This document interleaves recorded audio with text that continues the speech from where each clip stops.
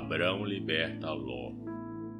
Nesse tempo, Anrafael era rei de Siná, Arioque era rei de Elazar, Quedarlaomer era rei de Elão, e Tidal era rei de Goim.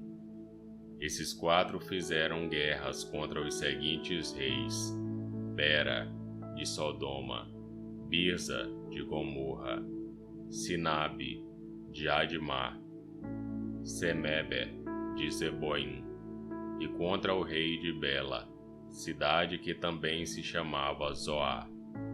Esses 5 reis juntaram seus exércitos no vale de Sidim, onde fica o Mar Morto. O rei Quedorlaomer os havia dominado por 12 anos, mas no 13º ano eles se revoltaram contra ele. No 14º ano, Quedarlaomer e os seus aliados derrotaram os Refaíns em Astarote Carnaim, os Suzins em An, os Emins em Savá Kiriataim e os Oreus nas montanhas de Seir, perseguindo-os até El-Parã, onde começa o deserto.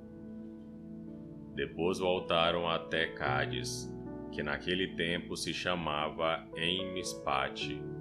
Eles arrasaram a terra dos amalequitas e derrotaram os amorreus que viviam em Azazão-Tamar. Então os reis de Sodoma, de Gomorra, de Admar, de Zeboim e de Bela saíram com os seus exércitos para o vale de Sidim, a fim de lutar contra os reis de Elão, de Goim, de Siná e de Elazar. Eram 4 reis contra 5. Acontece que o vale de Sidim era cheio de buracos, em que havia piche, e, quando tentaram fugir da batalha, os reis de Sodoma e de Gomorra caíram nesses buracos, mas os outros reis fugiram para as montanhas. Os 4 reis pegaram todo o mantimento e os objetos de valor que havia em Sodoma e em Gomorra, e foram embora. Ló, o sobrinho de Abrão, vivia em Sodoma, e por isso também foi levado como prisioneiro. E levaram também tudo o que era dele.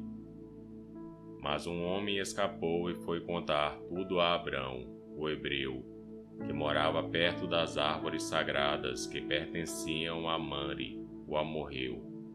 Mamre e os seus irmãos Escol e Aner eram aliados de Abrão. Quando Abrão ficou sabendo que o seu sobrinho tinha sido levado como prisioneiro, reuniu os seus homens treinados para a guerra, todos eles nascidos na sua casa. Eram 318 ao todo. Abrão foi com eles, perseguindo os 4 reis até a cidade de Dan.